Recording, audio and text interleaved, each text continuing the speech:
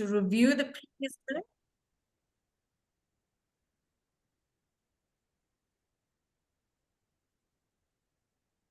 It's all good from my side. Thank you. Anyone else have any issues? Is everybody comfortable with the minutes? Can I ask for someone to adopt the previous minutes?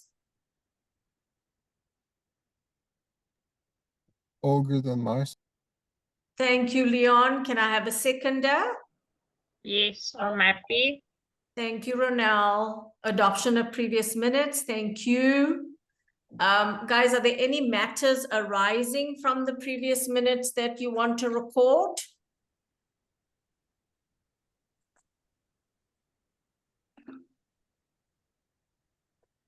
I take it not, so there's no matters arising. Thank you. Charlotte, anything you want to add? No. Good. Okay, let's go into finance then.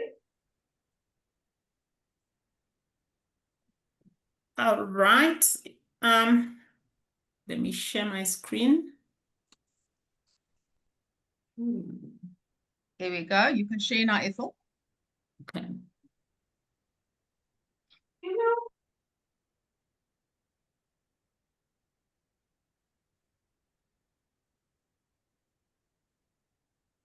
Right. Good evening, everyone. I'm not sure if everyone has had sight of the management accounts for the year to date, 30 September 2025, but I'll quickly just run through the management accounts. Let's start with the income statement.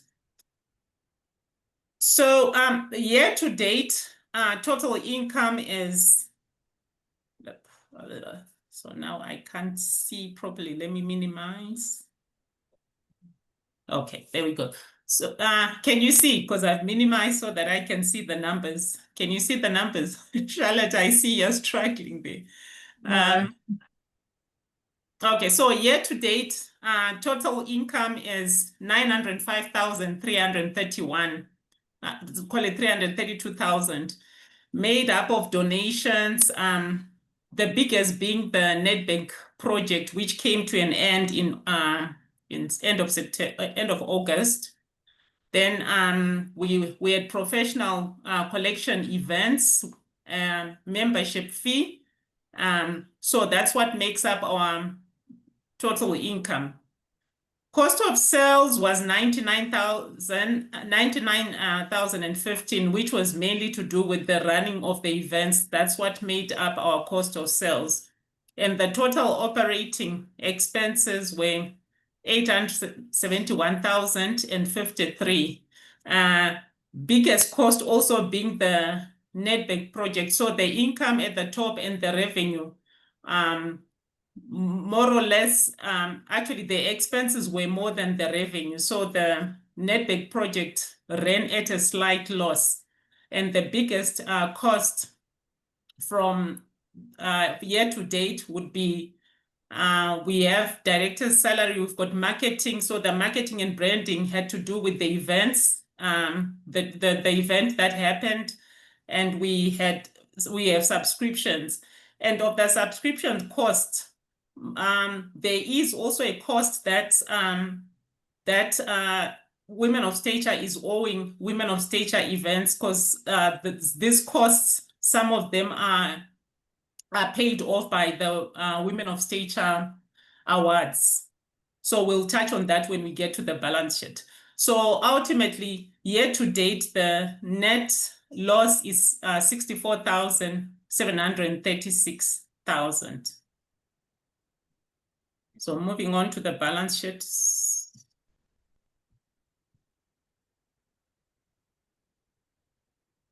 So on the balance sheet, we'll start with the assets.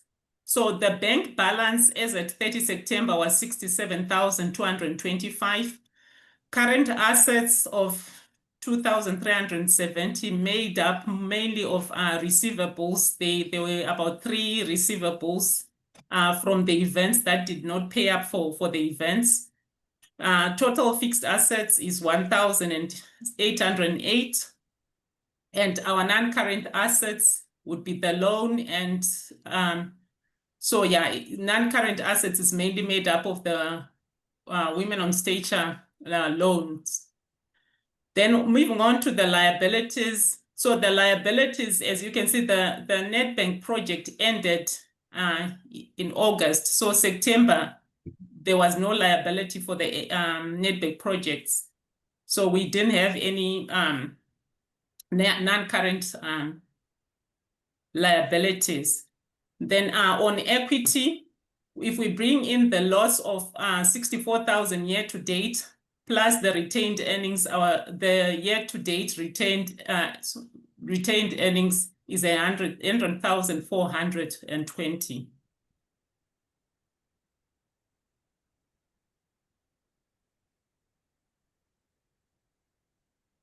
So overall, the company is in the retained profit of the company is positive, which is good, but the year-to-date profitability of the company is negative with that 67,000 loss. I'm not sure. Are there any questions on the numbers?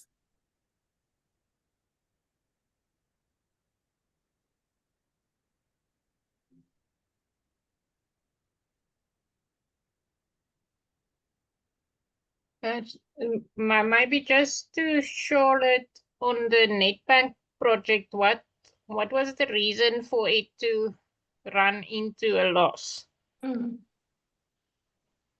I'm surprised to hear that it's run into a loss, to be honest with you, because I sent you what I considered to be the financial report based on all the invoices and all the expenses, and it didn't seem to me that there was a loss. So I'm not exactly sure why that is showing as a loss, but I'm sure Ethel must have her reasons, and I'm probably not picking up on some of the expenses that has been shown as expenses for the Nedbank project. But according to my calculations, we weren't running at a loss. You were not running at a loss. Okay, so what has happened? Remember, we were matching the income and the revenue on a monthly basis. So whatever cost was incurred in that month is what the revenue that we brought in that month. Because if you look at the loss, it's a very small loss of about 4,000.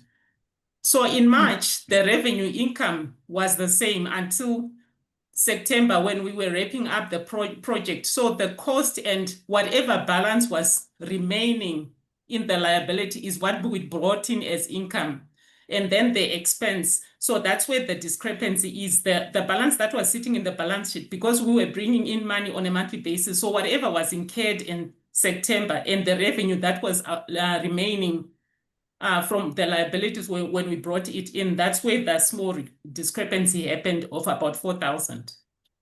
Okay. Yeah. Sure, but right. Ethel, I think because we can see on the income that is correct. And yeah, I also recall from what Charlotte said as previously that yeah, the intention was not for it to be in a loss.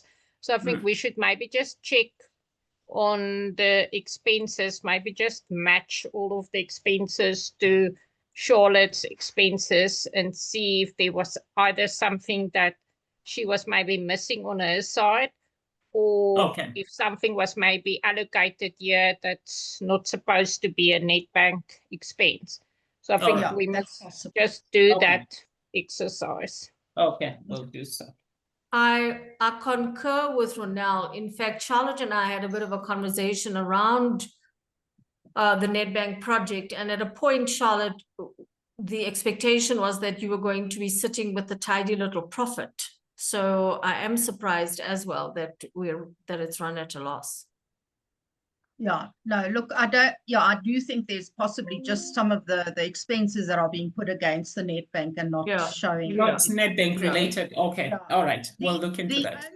The only thing that has potentially reduced our profit margin was the fact that one of the suppliers, that being a neuro coach, when they quoted me excluding that.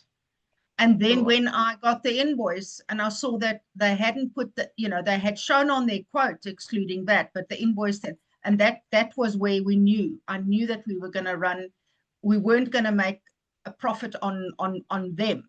But then everything else, Leon and I went through and actually added on, put a little bit extra percentages on each one of the things. So we shouldn't be running at a loss. The only other place where there was a slight problem was, at first I'd taken the daily rate for the venues, based it on what was quoted to me here at Eagle Canyon. And then when we had to move the event to, or the training to the Blueberry Hill, there was a 40 Rand something extra on each person. So that was a slight deviation on what we had put in the budget. But nothing was as excessive as that to make it run at a loss. So I'm sure it's just one or two little amounts. Okay, we'll go through the expenses and see, Melissa, to identify if there's perhaps expenses that were included in there that are not supposed to be included. Because if you look at the actual like just from the project management perspective, when Leon and I were going through all the figures, what I was charging for my time, there was a decision made that 30% of the project management fee would be retained by the foundation. So that 30% was quite a healthy sum of money as well. So what I was paid out wasn't what was quoted to Nedbank. So in other words, that there's some figures there that are definitely not adding up. All right. Okay. We'll look into that. Okay.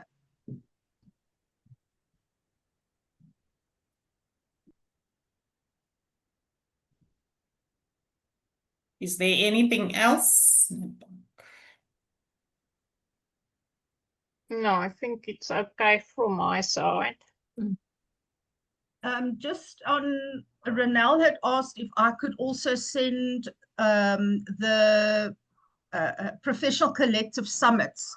She wanted to see what was the financial position with the summits, and I sent both of July summit and the September summit through to you, Renelle. And both of them unfortunately did not run at a major profit. The first one we ran at a loss of about 30,000, and this one, if I can just check on it, but we also ran at a loss, but not as much as that. So that's also got a lot to do with where we're sitting at the moment. But we've got quite a few new members that came in, so obviously that has also helped to balance it out a bit. So the marketing intention was actually pretty good, because we signed up new members directly on the day and afterwards with the first one and the second one. So we did bring in money, even though it was already showing a loss. So on that note. Thank you, Charlotte. Thank you, Charlotte. Any other comments or questions? No, all good from my side. Good from my side as well. Thank you. Thank you very much. I'll Thanks, stop sharing. Ethel. Thank you. And sorry, I have to leave. Bye-bye, everyone. Bye, Ethel. Bye. Okay. Bye. Bye. Bye, Ethel. Bye. Okay, so Sheila, can I just show the summit? I just want to show the financial report of the summit, Sure. so that you see what I'm talking about. Okay, so this is the one that we just had. And both Sushila and Ronel were actually involved in it. So they were witness to what went down on the day. Our income comes from ticket sales and exhibitors. So that our income was 34,000. Our expenses, unfortunately, came in at 41,000. So we had a shortfall of 7,500. But our new member sign-ups, we had 7 new members sign up on the day. So that brought in 12,000. So we, in other words, covered our shortfall there. That was the one in October. Yeah. The one in, I'll just share the one for July. So that you can see.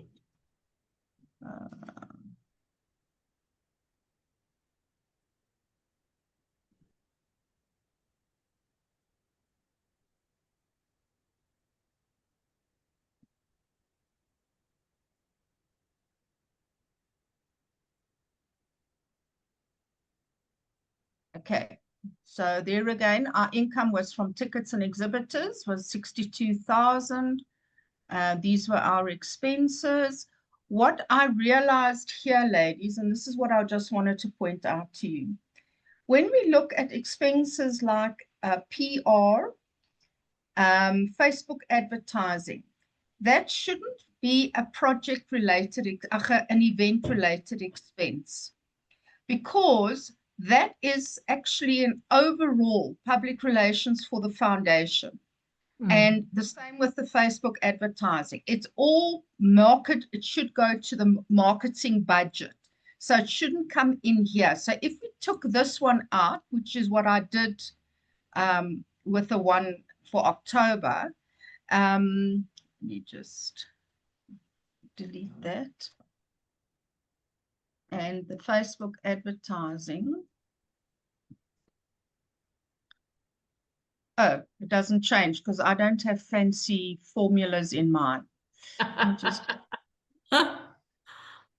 Yeah, I'm not fancy like the rest of the people that are sitting on this call with us. But that's already taking away 11,000 Rand. So that's 11,000 Rand. All right. So our total expenses then would have been about 11,000. So it's 74,000. Yeah. The shortfall would have reduced by 11,000.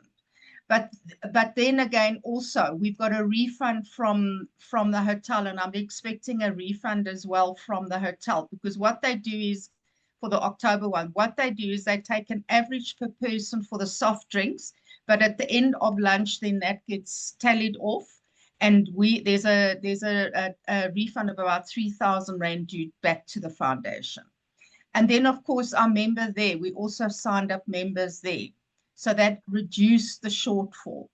But in both instances, and I'm simply saying this from this perspective, whether it's the foundation or not the foundation, Professional Collective as a membership based product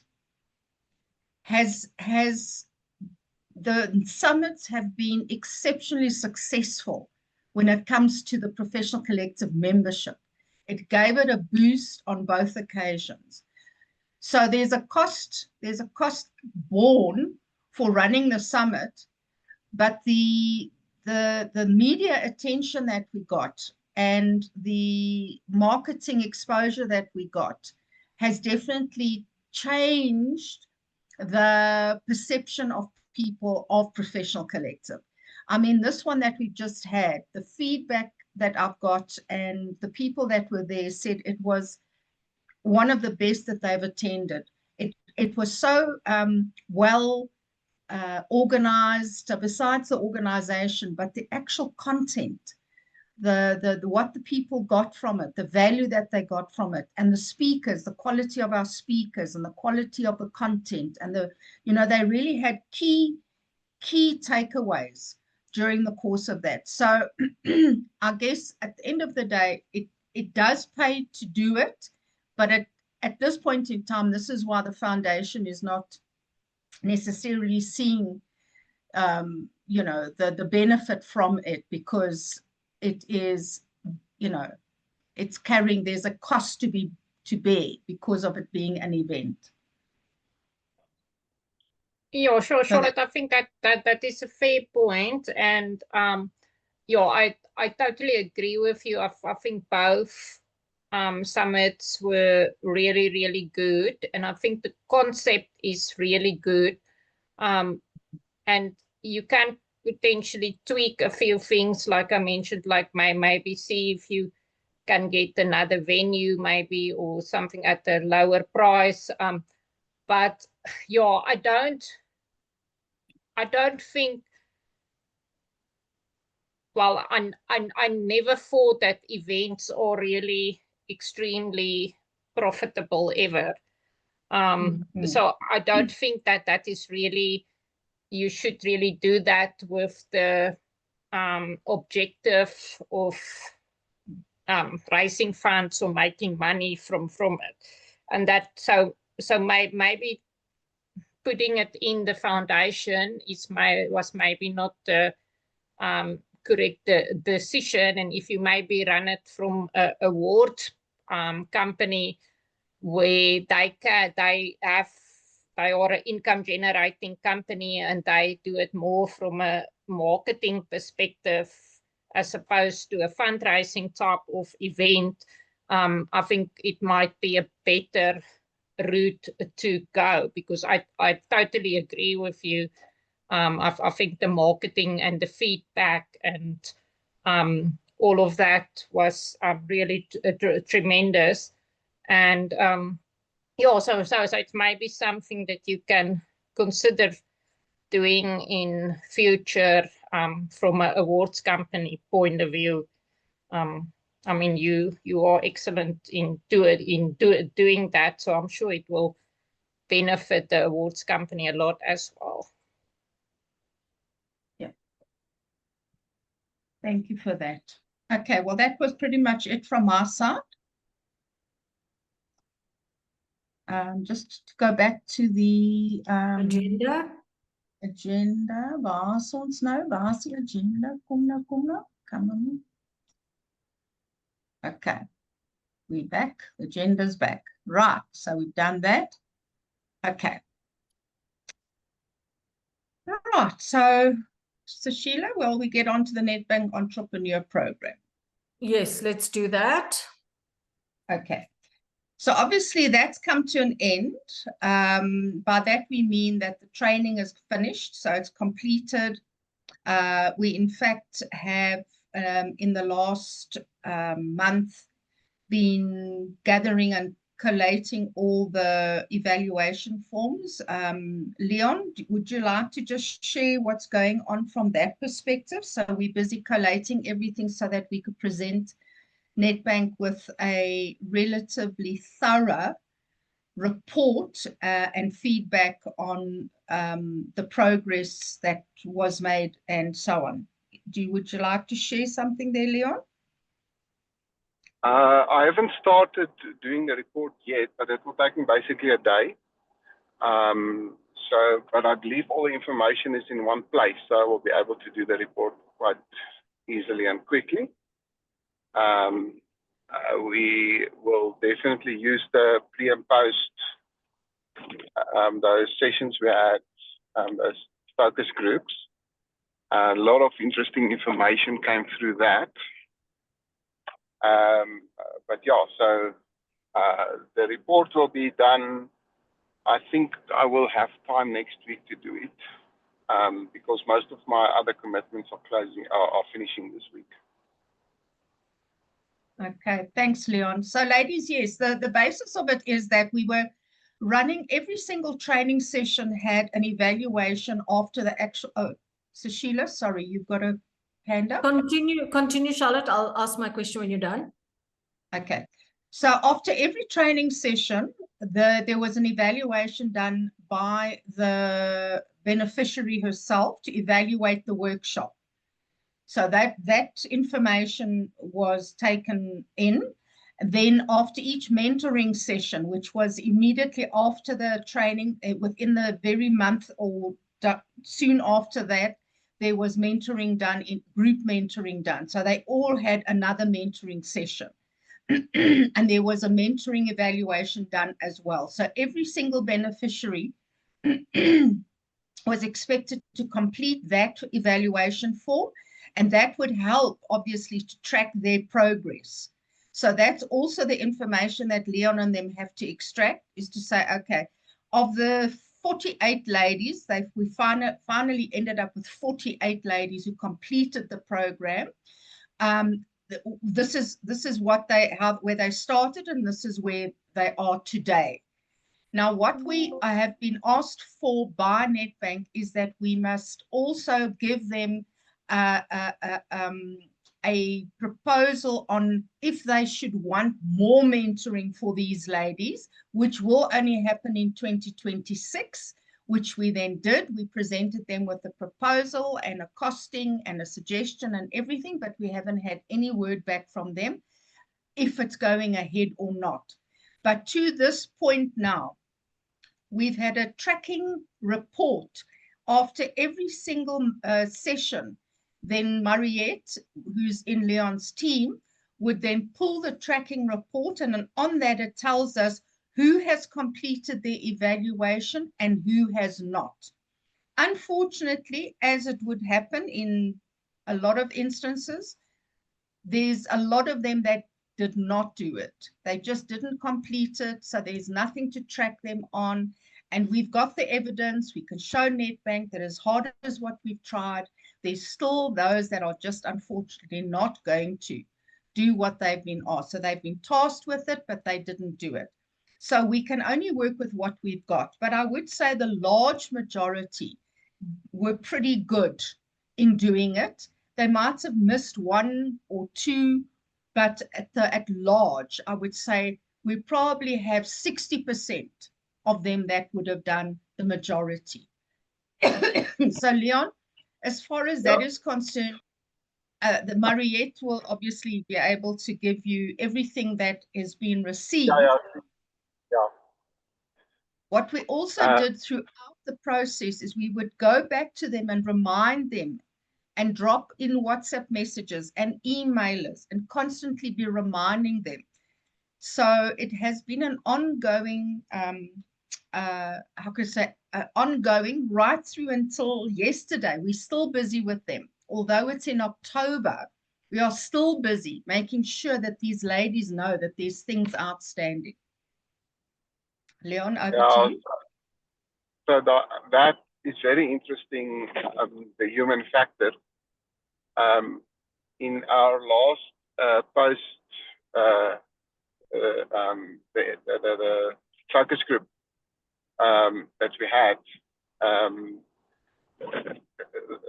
so we had all our questions to them and they responded, but they were more interested in knowing if Nedbank will put them on their supplier database, but they're not willing to participate in actually the program itself.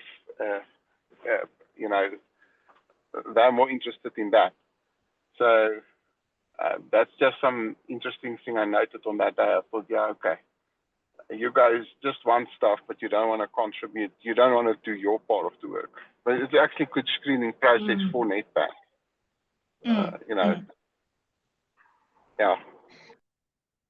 So the last thing that's happening, when I say last thing that's happening, that we were expected to respond to Nedbank on, is that they're having a special brunch next week, Friday, that's the 24th, in the morning at the Maslow Hotel. And they wanted me to give them the names of 9 of the beneficiaries out of this group of 29 ladies. Well, it was about 29 ladies. So I went back and I told them that they've got to make sure that they get their stuff in, but I didn't tell them why. And then I was able to go into that afterwards, and I asked Mariette for the latest report, and she sent me the latest report. And from that, I could then say, okay, now we've got what we can call our top achievers. So I'm referring to them as the top achievers of this group. So 9 of the ladies have been invited to the brunch. So yeah, so that's where we're at the moment with Nedbank. They're busy putting together a whole visual production to show these ladies and their businesses and that. So they were asked to send a whole lot of stuff through, which I was also busy with right up until today.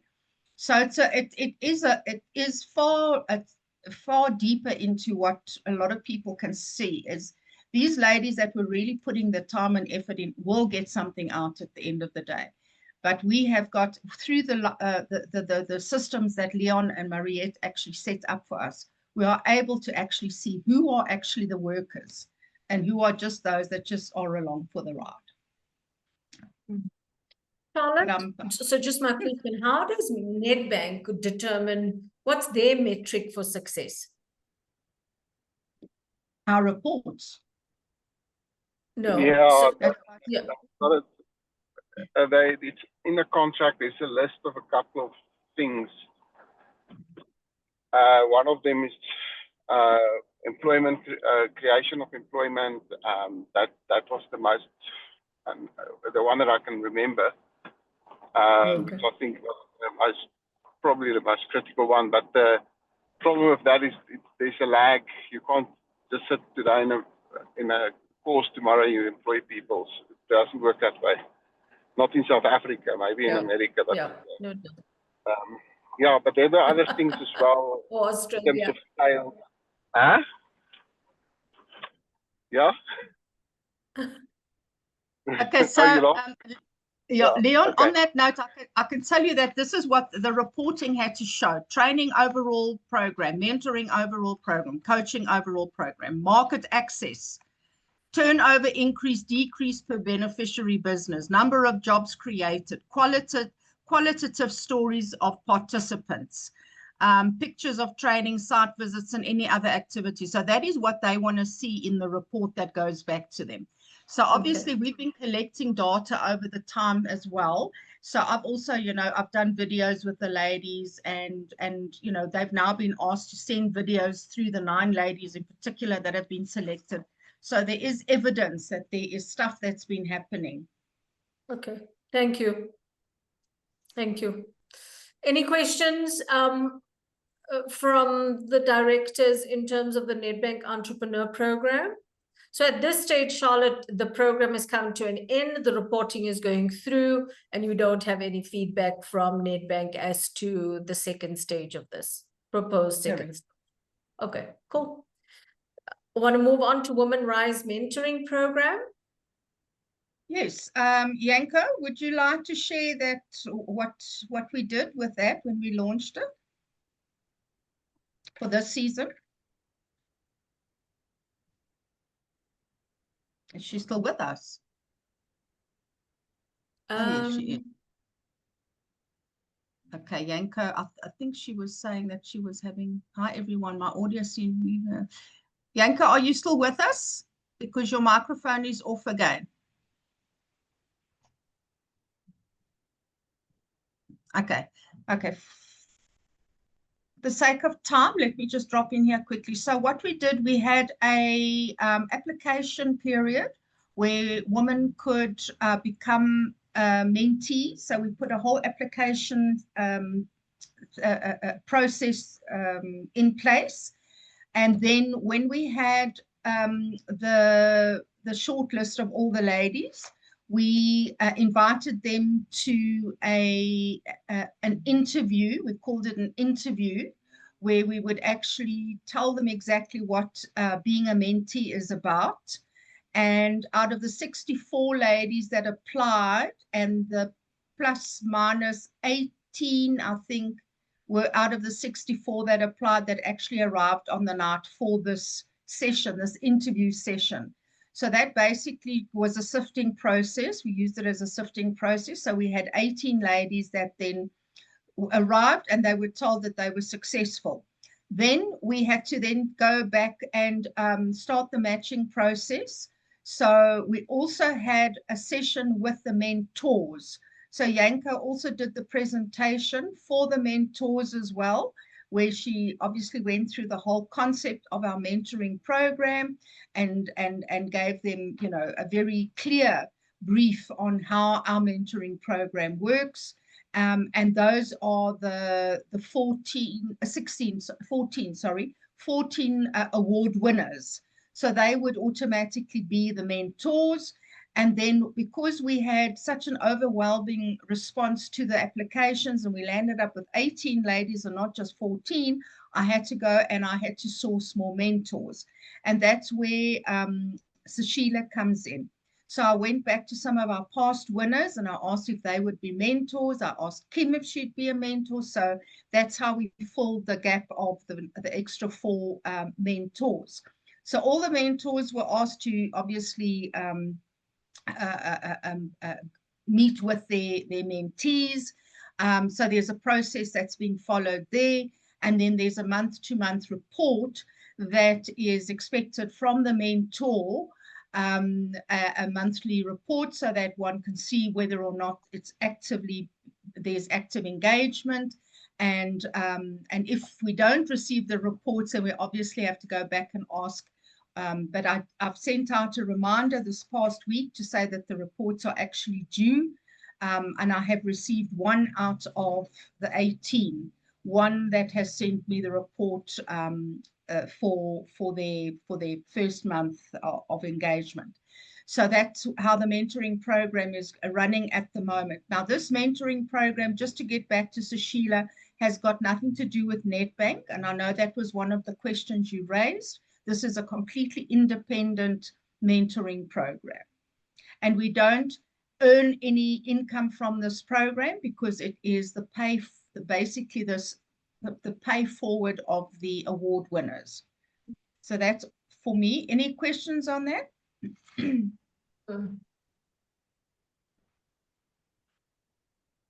Charlotte, just won't you please send me a template? I've had 2 meetings with Yvonne so far, so I do need to give you a report. Those templates were all sent out.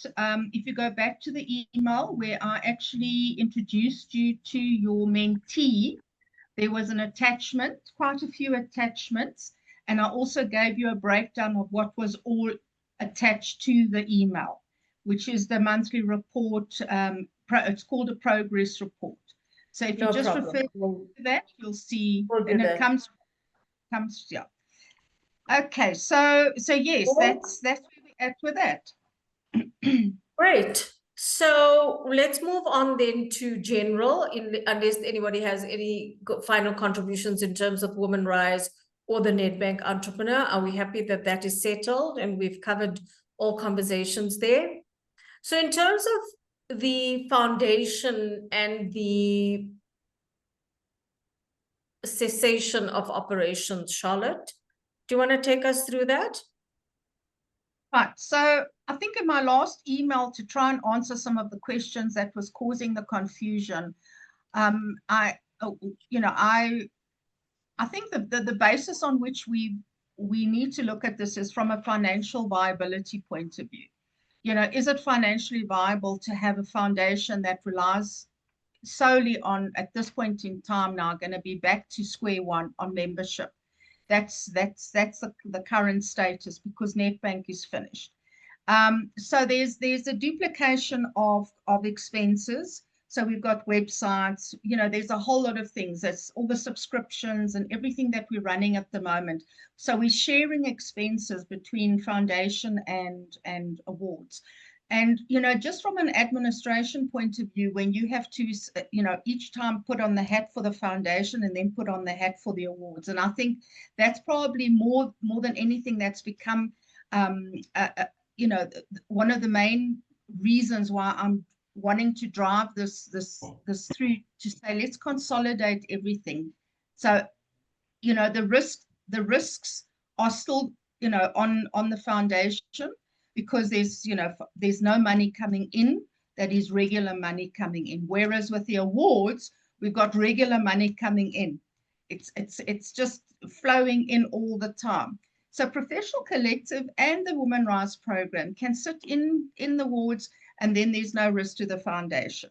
The only thing that we have to take into consideration here now is that when we did the trademark, we had to trademark it with a company. So it couldn't just be Women of Stature. So it was Women of Stature Foundation holds the trademark. Now, if we're going to close the business altogether and we're going to shut down and take it off CIPC and all of that, then we've got to go back to the drawing board and say, well, now the trademark now needs to sit with awards. So that's the only thing that I'm wanting to check on now before we go and do,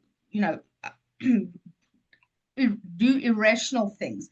But I think in terms of the operations of the Women of Stature Foundation, I think we can lessen the amount of operational activity and put as much as we can into the awards and let the awards carry the expenses at this point in time because it can afford it.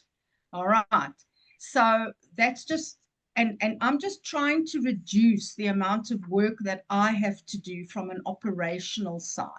And I'm deploying a lot more help within awards, which in foundation, it's difficult to do because you don't get volunteers that will come and sit and work and do work for you, but you'll get a person who's a shareholder of a company who's willing to give sweat equity and do operational work, which is what's been happening. And that's why awards is moving steadily. Yes, dear. Charlotte, I don't mean to take you back, but so when awards, so originally the foundation and the awards were all one entity, right? And then the awards were set up as a separate entity with directors and shareholders, etc., etc. The thinking then for separating the two was? Because the foundation couldn't afford it. Okay. Couldn't afford the risk. It was high risk. Okay, so now the intention is to collapse it back into awards, which is where it was. How? Well, no, how, there was how, no PTY limited then. This is not. How have you tested with the other directors in the awards company where they're at with foundation being brought back into the fold? Well, foundation's not being brought into the fold. Foundation is going to cease operation. And then the products, remember the products, So Professional Collective and Women Rise. That's it. So that's just the products. So instead of it, instead of running two operations and having two sets of books and having both companies doing the same thing, and I'm duplicated in my role between the two companies, is to say, cease the operations. We've tried our damnedest to get funding in for foundation, and it's very, very difficult. Yeah, it is. And we just don't have the manpower to do it anymore because awards has become a lot busier. I mean, we've got over 900 nominations that came in for 2026. And that process alone is an admin process, which Charlotte does, until such time as we make the announcement. Leon can see on the back end as well. I had a meeting yesterday with Shireen because she's onboarding as a director now of the awards. And she could immediately see when I took her through all the steps from the time the person is nominated, she immediately said she's going to have to talk to Leon. Leon, you're going to have to get on board. We're going to have to automate that whole process. She says it can be done. So that's where the future lies. The future lies with the awards. So it's just products that we can adopt. So awards will adopt those products. Does that make more sense? Yeah, I understand that. Leon, Ronelle, Yanko, your thoughts? Yeah, I think so. So Sheila, just to also come back to your question, I think the reason why it was also split was because of I think the business model that Charlotte envisioned for the awards going forward, where it's more like obviously a for-profit company as opposed to a non-profit.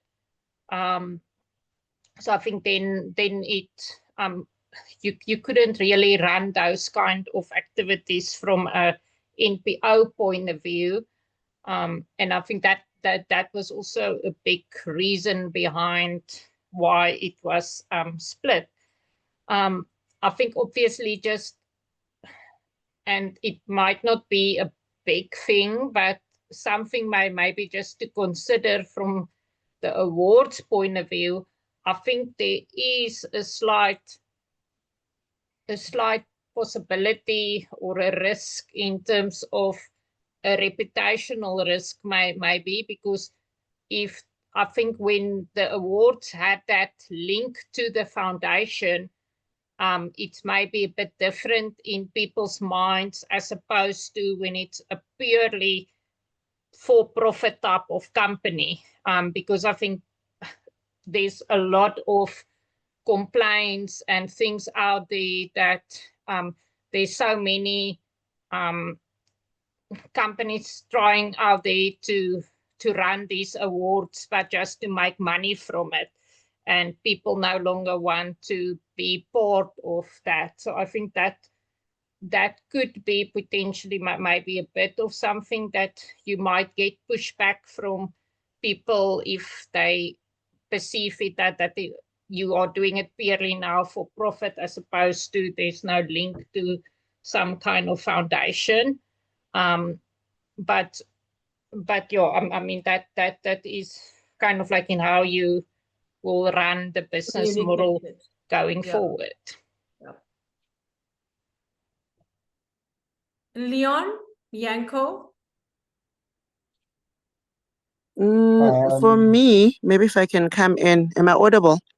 Yes, yes. you are. Yeah, ladies first. Yeah. I think listening to also maybe what Ronel is saying, maybe to in a way of trying to mitigate the risk or as a selling point to try get I don't know if it's we can say it's revenue or interest peaking, whatever. Like Charlotte is saying that these like the Women Rise and the professional collective will be like brought back into the awards.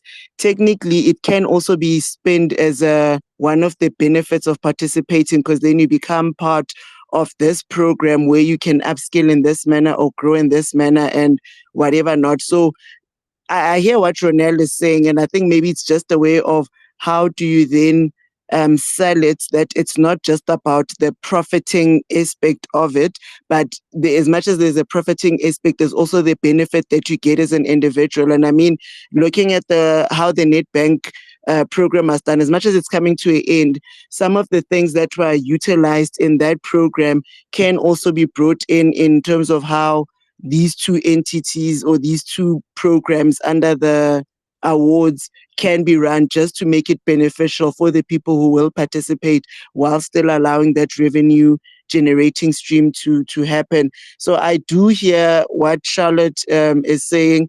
I'm not that business clued up to fully maybe grasp some of the risks that the likes of your Ronalds and everybody else can grasp, being business focused people. So yeah, I think that's my 2 million rand worth of an opinion. Thank you, Yanko. Leon, sir, what say you? Okay, so this is actually a long story coming to a conclusion. In 2018, when I started with Charlotte, the three things existed in quite a different form. That's network awards and training. And the way to do business is, if you don't have all the information, you do experimentation. So I think over the years, all the experimentation was done, and the winner has been chosen. So in the beginning, there was this brings me back. Why was the foundation started? The foundation was started because someone at the event told Charlotte at one of the awards that, now you will get money for the awards if you are a non-profit, and then you can ask people for money and they'll give it. I don't know, Charlotte, if you recall that. You recall that discussion? Yeah. So it didn't happen. It It's made not how no things difference. work. So it shows you that people that didn't go through the processes like you have done now over the past couple of years will not know what actually is happening. So what happened is there's a couple of things that came together to make the awards work. Number one, it's the most important one is the tenure. It's not the first year it's running. That is the most important one. The second most important one is the brand started getting traction, the brand itself. There are a couple of things that helped with that. I think one of the first things was that voting system to get people to share about the awards. That gave it a lot of exposure, and we can actually measure it. The third thing is getting people from universities nominated. I think that made a huge brand exposure for women of stature that Yeah. I don't think Charlotte Absolutely. probably have acknowledged yet or know that it had that effect. Oh, no, I do but know. Definitely.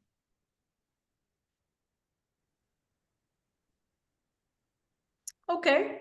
So I think, Charlotte, Uh, what the house is saying is that they Sorry, Okay, so you're understand. were breaking you up. Sorry, Leon? sorry, Leon, you broke up. We actually just try Did again. I break You up? said about Not too the much university. though. You just went silent. Okay, I You didn't spoke break up about to the myself. traction. Yeah, the traction that the universities being involved. That's Oh, where okay. we last heard from you. Okay, so can you hear me now? Yeah. Yes. Okay, so the three things there, I think the third one was the universities, I said. So I think I don't the university gave so while the tenure gave you stability, the nomination process, or actually rather the voting system gave you the wider visibility, and then the university gave credibility, or the universities, to get those people nominated and acknowledged in the universities for their women of stature nomination, and even being winning in there as well. So I think those three things made it that you are now at a point where you have 900. I'm quite surprised, 900 nominations. Yeah. Yeah, which is very good. So the winning thing is the profit making, and I don't think in terms of if you've got the brand recognition, look, a business needs to make money. That's the point of a business. Even a non-profit needs to make money, otherwise it doesn't work. So the problem of a non-profit is the problem that we have experienced is that nobody wants to give it money. We are quite capitalistic. Actually, we want value for Leon, we're losing you. You come and go. We've lost you completely. Leon, can you hear us? Hello, Leon. I know he's talking on his phone, so he's obviously out somewhere. Yeah, he's Yeah. gone now. All right. Charlotte, I mean, I think I can sum up the sentiment of the group, and that is that there is nobody against the idea of the cessation of the foundation. I think we all hear what you're saying in terms of cost, but we also hear what you're saying in terms of the amount of effort that you expend. And I must say, as the chairperson of the foundation, I have been astounded at the effort that it takes, and that you do it so graciously. So I think there is no one opposed to this idea. And so I think we can minute that we are comfortable to go ahead with the cessation of the foundation. Obviously, there are governance issues that need to be adhered to. So of course we assume that that process will now go into effect, and you'll keep us posted as to what that means. Of course, that means all of us as directors would need to resign. I'm assuming resign as directors, but Charlotte, you'll take us through the governance process, right? Okay. Yeah. So So you Yeah, so the basis is that we have to just, all agree. So that's important. And then secondly, we have to, each one has to give their letter of resignation, so that there's a physical letter to say that I'm resigning my position. And then, but then, from a trading point of view, we will carry on trading until the end of the year, if I call it trading, because, you can't just cut things off, cut the head off now. Yeah. So we'll trade until the end of the year. And then obviously. And end of the year, do you mean end of the financial year or end of the calendar end year? Of the calendar year, the end of this Okay. year, because we also don't want to, because we're now diluting that little bit of profit that we had in the bank. It's like diluting now, because it's like expenses are going through. And why do we have all these expenses? Why do we do that? So I'd rather shift everything as quickly as possible under the awards, so that we can maintain, whatever is going on, we maintain it. But I mean, most of it's being carried by awards now anyway. So let's just, do it smoothly. But what I'd like to do, obviously, and I said this earlier on, we're 6 weeks away from moving to the coast. I'd very much like to have a face-to-face where we all get together and just have a nice little lunch or something together around a table. So maybe if we can meet at Monte Casino and just have a end of year little gathering, and just, the final goodbyes before I take flight. I'll obviously be up here for the awards in April, but I do think I'd love to just end off the year with a nice little get together with all of Happy you. to do that. And Happy I'll, to do that. if Charlotte, you will just you let us know the kinds of dates and that sort of things you're looking for? Guys, I don't mean to be rude, but I do need to be in another session that has already begun. Okay, thank you, Sheila. Charlotte, can I then say that we minute that there's been a unanimous agreement on the cessation of the foundation, and that from a governance point of view, you will guide us through what it is that we need to do from a governance point of view. Obviously, there's the resignation, etc. And then you let us know in terms of the year end.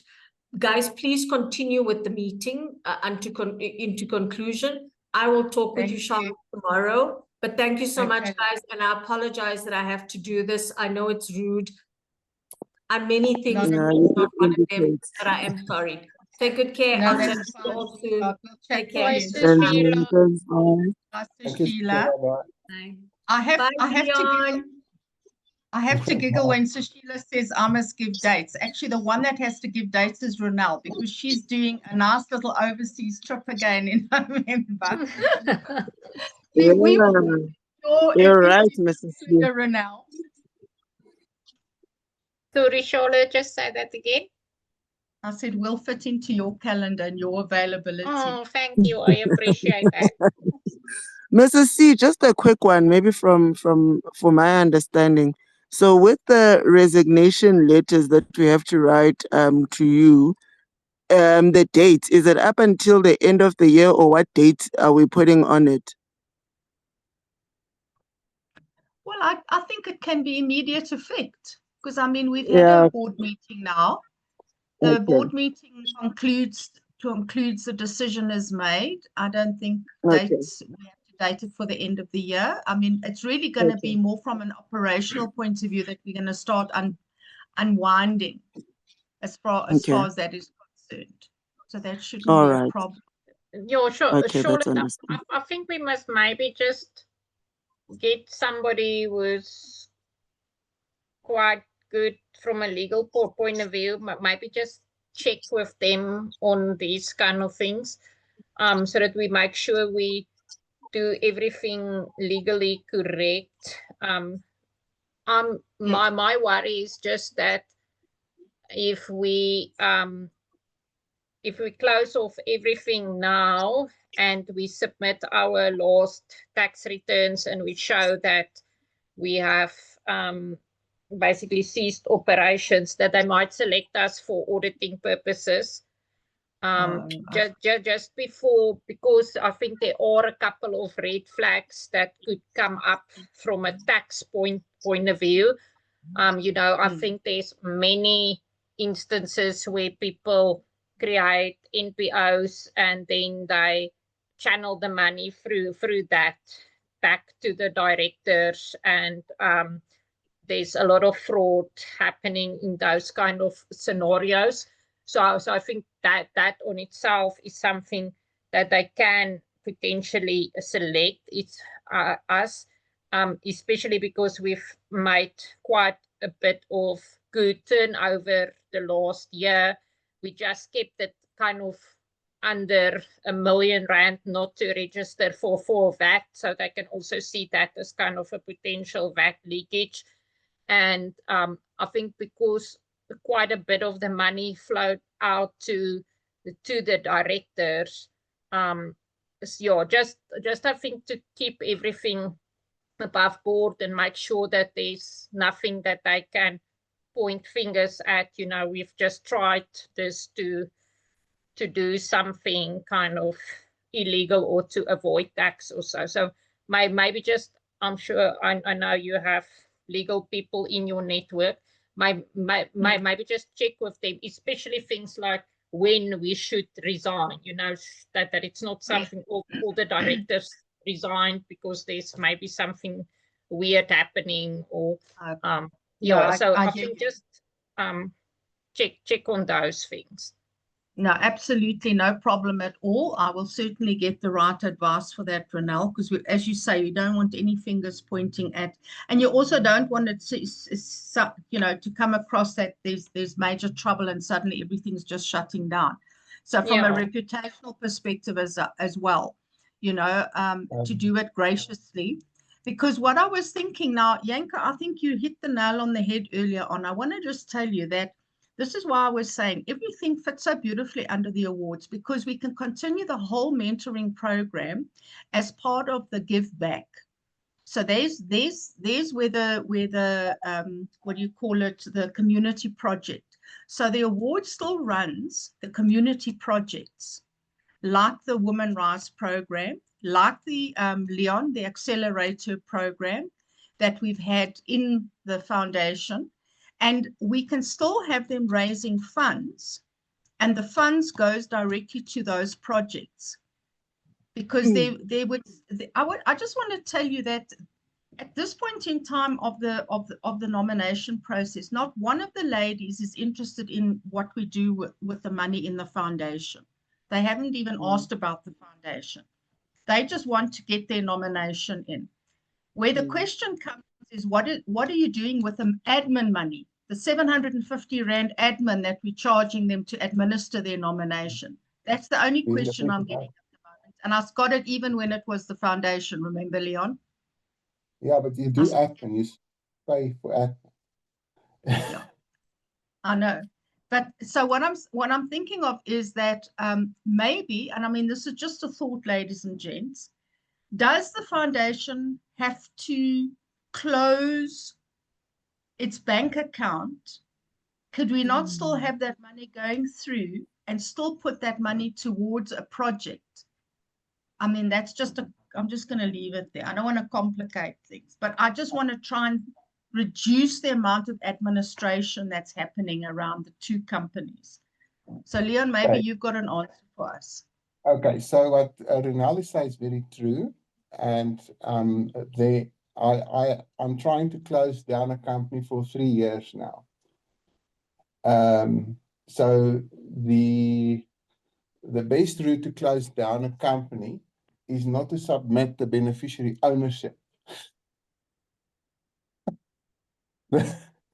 It's funny, but that's the best way that we did. We concluded that is the way to close down a company. So you don't submit your beneficiary, because they threaten you, they will close the company. So I don't know if any of you have closed the company, but I'm struggling to do that. So, so if we do it too fast, too quickly, it's gonna look weird. Yeah, suspicious. So and the audits are unnecessary. It's a pain. You can't close down a company. You will need to prove that you are you don't owe anybody any money and things like that. You can't just close it down. So my suggestion is then, we just cease operations, and we don't run things through you can run little bit to just pay for the bank account. But even the accountants need to understand that, just do this once a year kind of thing. It's like just sending the tax returns, but the beneficiary ownership and the stuff with CIPC, you want to close down. So when you do I think run it in a year without any income, so that you can show that there is no income coming in, and then you show to SARS, but there's nothing happening. We are not going to waste our time further, so then you close it down, and then we do the resignations. It means we'll just have one meeting then, before we do one meeting in a year's time about this time, to then finalize it. And then that would be an AGM. And then what we do is then the process starts. So you start the process, then the first step is to get the tax clearance from SARS. And then you can submit to CIPC, which is where the thing gets like nothing happens. And then you submit, and then you wait, and then you do nothing after that. Oh, and we resign. We probably resign, but you can't. Not everybody can resign. That's the point. So, so that little part of just resigning is something you need to maybe get some advice on. Because someone needs to carry it through until the end, and you can't have you can't have nobody as a director. That will not work. Obviously, I would then remain the director because I will continue looking after the interim. Then you are in breach of the constitution. So we will need to then make a decision. We cease operations, and you then run it till the end. And you're not going to do any other activities other than paying the bank fees and closing down. And then we just get the advice from or get the accountant to actually not charge us every month a lot of money for no transactions that they, categorize. Well, we're actually going to adopt them into awards, Ethel. Yeah, but the thing is, you need to they charge per company, so you need to tell them you are going to help us wind this down, but you're going to wind it down without charging us every month the same fees, because we are not going to do any operations. Because where is the money going to come from? It's quite simple. Where's the money going to come from? Yeah. The only thing that submits the tax returns. Yanka, I've got to giggle at you. Running a business entails a lot, and she's got the little head that goes like this. Yes, exactly, Yanka. I've actually got a meeting tomorrow. I've got a meeting tomorrow with SARS, because WOS Network, Leon, you will not believe it, WOS Network was never closed down properly. I told you.